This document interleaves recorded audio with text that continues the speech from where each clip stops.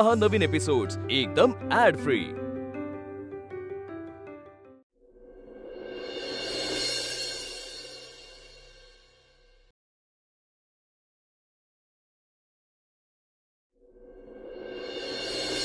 प्रभाशी नाही, मिहिरशी। तन्वीचं लग्न मिहिरशी व्हावं अशी आमची इच्छा आहे।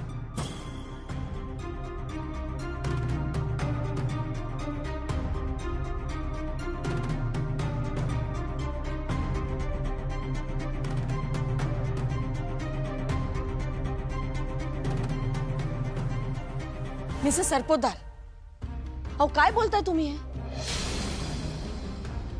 मिस्टर सरपोतदार आणि माझं हे आधीच ठरलंय की प्रभास आणि तन्वीचं लग्न होणार। तुम्ही मध्येच मिहिरचं नाव कुठे काढलं? मी सदावर्ते, तुमच्यात जे काही ठरलं होतं ना, तो एक बिझनेस डीलचा भाग होता। पण एक आई म्हणून मला माझ्या मुलीच्या आयुष्याचा विचार करायला नको? बरोबर बोलतात त्या। मी बोलतेय ना, हे बघा, तुम्हाला नेमकं काय बोलायचं ना, मला खरंच कळत नाहीये। सांगते ना, गेल्या काही दिवसापासून आमच्या असं लक्षात आलंय की प्रभासला या लग्नात इंटरेस्टच नाहीये।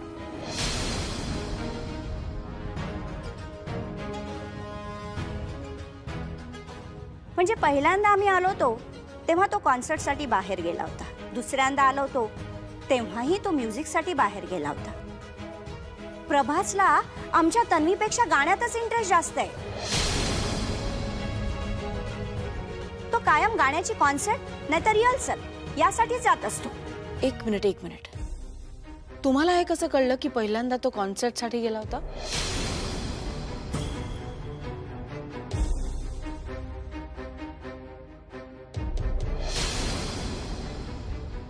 अहो वंस, त्यांचं बोलणं तरी पूर्ण होऊ दे ना।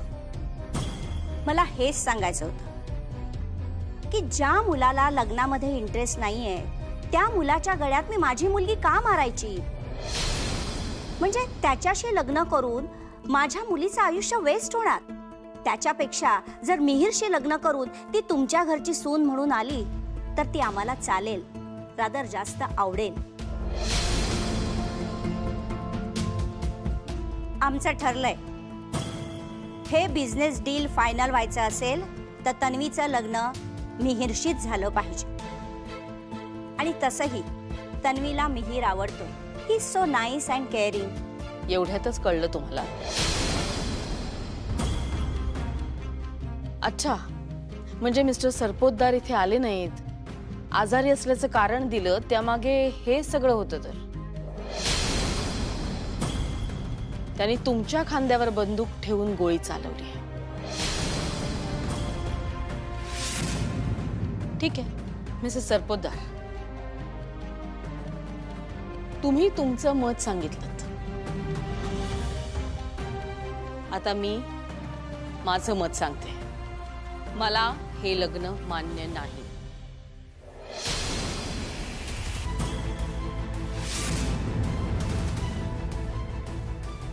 तन्वीला जर या घरची सून म्हणून यायचं असेल तर माझ्या प्रभासची बायको म्हणूनच यावं लागेल।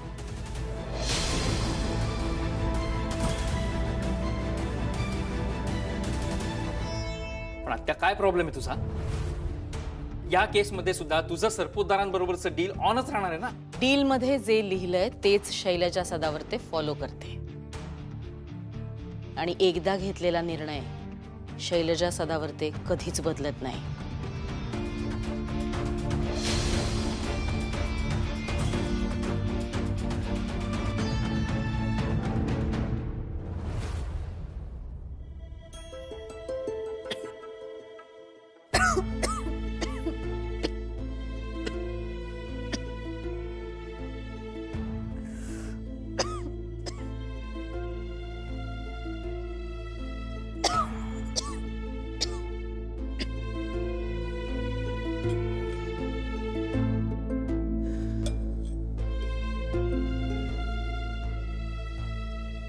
उर्मी, उर्मी, ऐक ना, पाणी आणून दे ना प्लीज। उर्मी, ताई,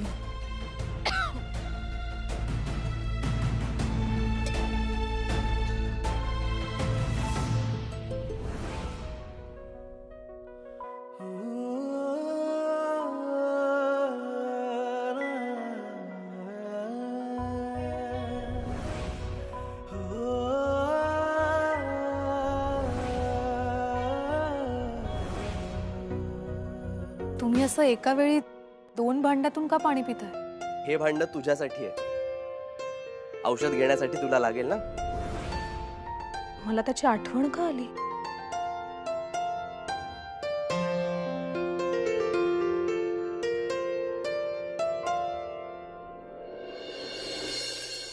तू हे बघ, तू प्लीज हे प्रपोजल एक्सेप्ट कर. अगं याने मीरचं भलं होईल आणि तुझा बिझनेस डील सुद्धा होईल. आणि तुझं काय?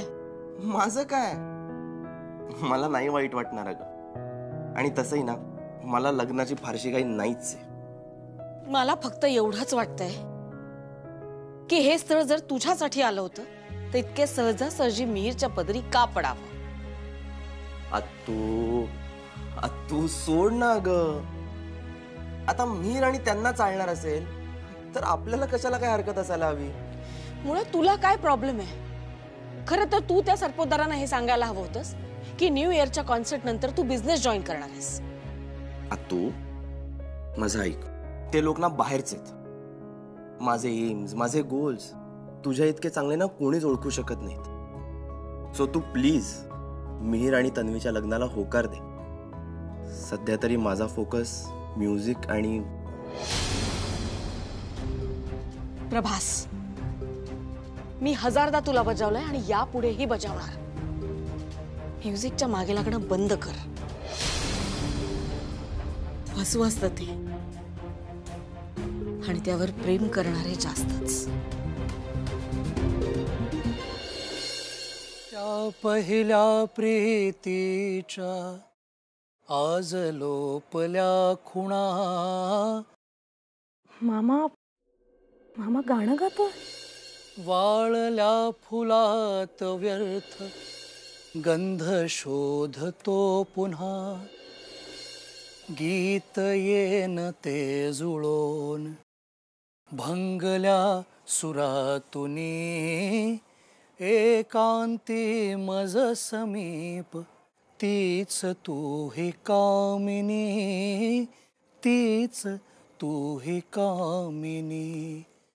तोच चंद्रमान भात तीच चैत्र यामिनी. एकांती मज समीप तीच तू ही कामिनी. तीच तू ही कामिनी. तोच चंद्रमान भात.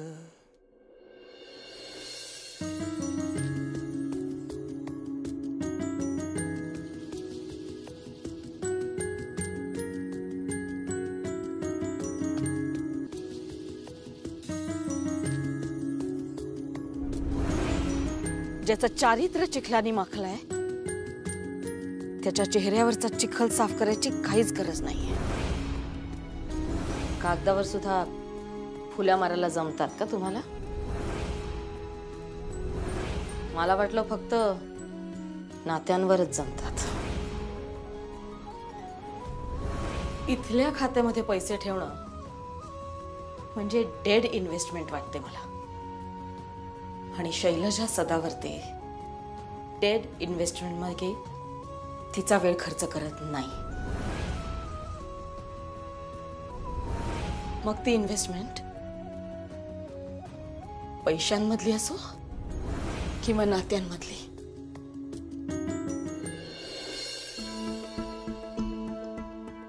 तुला म्युझिकचा एवढा राग का असेल? याआधी सुद्धा ती असंच काहीसं म्हणाली होती. नक्कीच काहीतरी मेजर घडलं असणार आहे. मला हे शोधून काढायलाच हवं.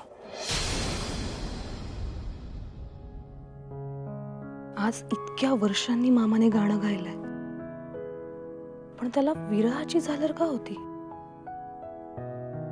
मामा हे सहज गाऊन गेला असेल का हे गाणं त्याने हेतुपूर्वक गायलंय? या सगळ्यामागे काहीतरी गूढ आहे का?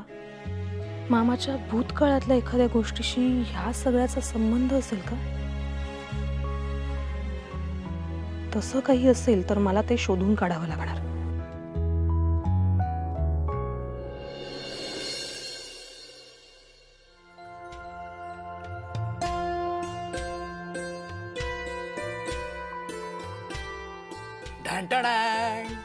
ब्रेकफास्ट रेडी आहे मॅडम. मामा, अरे तू आज नाश्ता सुद्धा घेऊन आलास? मग तुला वाटलं काय? त्यासाठी मी खास लवकर उठलो आणि तुझ्या आवडीचे पोहे बनवले. मामा, खरंच मी किती नशीबवान आहे. बाबा, तू किती काळजी घेतात माझी. अगं त्यात काय एवढं? आपलं माणूस म्हटलं की हे सगळं आलंच. आणि काय विना, तू आम्हा सगळ्यांची इतके प्रेमाने काळजी घेतेस ना की तुझ्यासाठी काही प्रेमाने करणं हे अत्यंत स्वाभाविक आहे. बरं ते जाऊ दे, पोहे टेस्ट करून बघ कसे झालेत.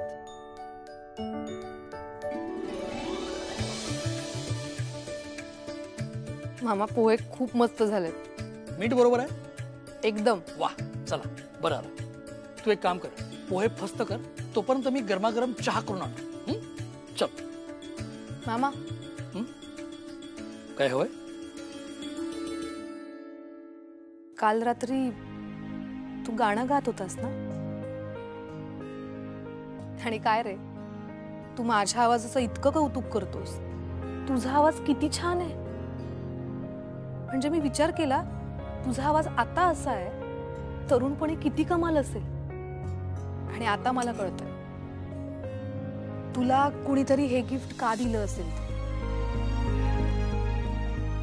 मामा, एक विचारू, तू नेमकं तेच गाणं का निवडलंस?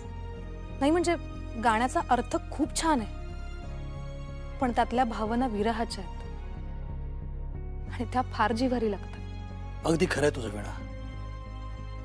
काही काही गोष्टी खूप जिव्हारी लागतात. मामा, म्हणूनच विचारते, तू नेमकं तेच गाणं का निवडलंस?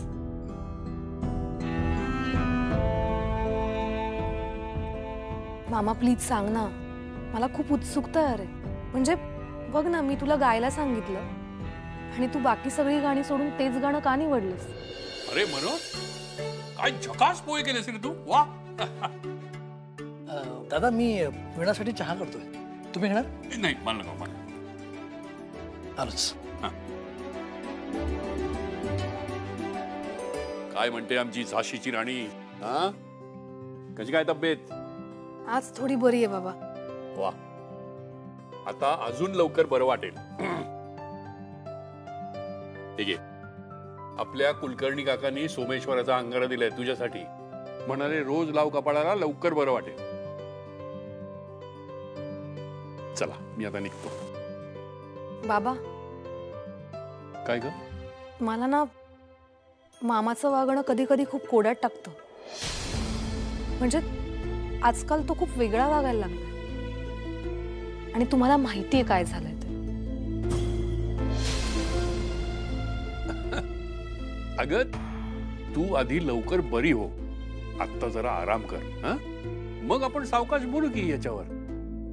मी जरा निघतो, माझी कामं.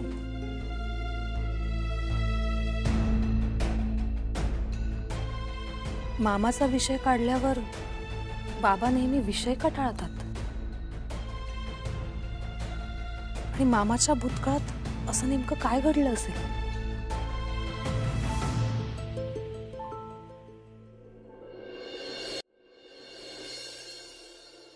बरं, एक काम कर, हे चेक्स आहेत, हे हरी काकांना दे. हा, आणि त्यांना सांग की ब्रेकफास्ट नंतर सगळ्यांना चेक्स द्यायचे, ते एनवेलप मध्ये घालून तयार ठेवा. ओके, थँक्यू आत्या. जा.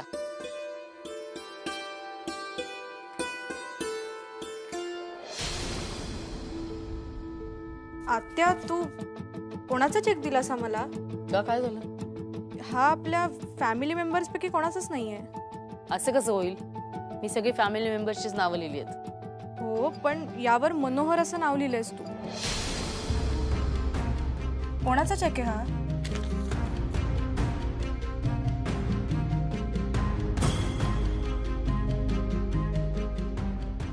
तुझा मी बघते. का आत्या, तुझ्या ऑफिस मधल्या एम्प्लॉईचा चेक चुकून दिलास का मला? तू जा असं सांगितलंय ना मी. निघ, निघ.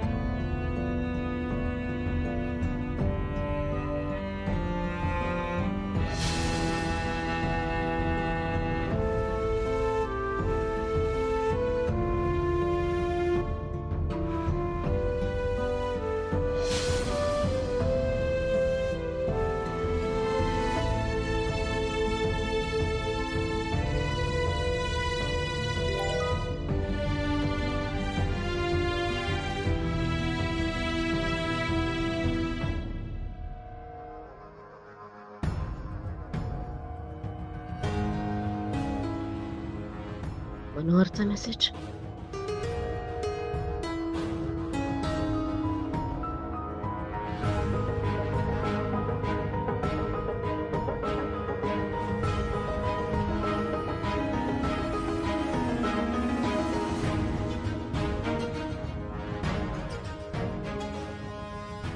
मला फक्त एकदा तुला भेटायची संधी दे.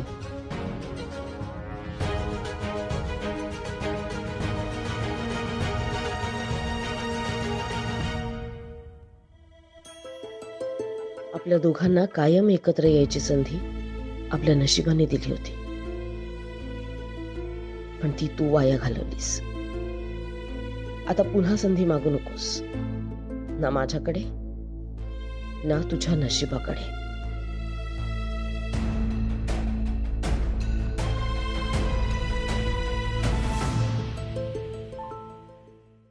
आत्या गेली अनेक वर्ष आपल्याला चेक्स देत आली, पण ती आजपर्यंत कधीच म्हणजे कधीच नाही चुकलीये. मग आजच असं एकदम अचानक का? मिकी, तू श्योर आहेस? आत्तूने तो चेक फाडून फेकला? नुसता फाडला नाही दादू, लिटरली चिंध्या केल्या त्याच्या, चिंध्या. याचा अर्थ असा कोणीतरी व्यक्ती आहे ज्याच्यावर आत्तूचा खूप राग आहे. पण मला एक कळत नाही, फॅमिली मेंबर्सचे चेक बनवताना तिने त्या माणसाचं नाव का लिहिलं असेल?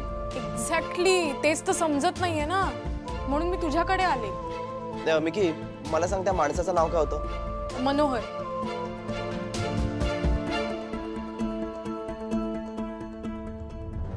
मिकी, आपण डायरेक्टली जाऊन आत्तूला विचारायचं का? आपण नाही, तू विचार. का? मी मगाशीच खेकसली ती माझ्यावर, आणि दुसरं म्हणजे ती तुला नाही ओरडणार म्हणून. ठीक आहे, मी एक काम करतो, आत्तूचा मूड बघून ना तिला विचारतो. कारण त्या सरपोतदार मॅटरमुळे ना ती ऑलरेडी खूप डिस्टर्ब्ड आहे. I know. तुला वीणा हवी आहे ना तुझ्या बँड ग्रुप मध्ये गायला? मी ते काम करून देऊ शकते, पण त्याआधी आपण दोघं भेटूया.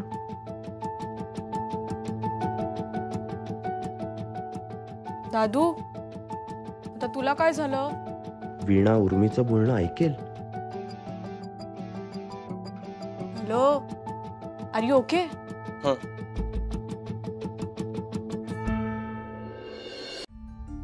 अजिबात नाही हं उर्मी, बँड मध्ये गाणं मला जमत नाही. पण का? हे बघ, इतर कोणी असतं ना तर मी खरंच तुला काहीच म्हटलं नसतं, पण प्रभास आहे इथे. अगं, त्याच्या बँड मध्ये गायची ऑफर मिळाली आहे ताई, तुला कळतंय का? मला तर ना शब्दातही मांडता येत नाहीये. मग मांडायचा प्रयत्न सुद्धा करू नकोस, कारण मला नाही ऐकायचं उर्मी. तुझा प्रॉब्लेम काय आहे ताई? ताई, तुला माहितीये प्रभासची रिहर्सल रूम, त्याची रिहर्सल रूम म्हणजे जादू आहे, जादू. आणि त्यात प्रभास, तो तर सुरांचा बादशाह. तो एकदा गायला लागला ना की इतर कुठेच कोणाकडेच लक्ष जात नाही, फक्त त्याचं गाणं ऐकत राहावं असं वाटतं. त्या दिवशी मी त्याचं गाणं ऐकलं आणि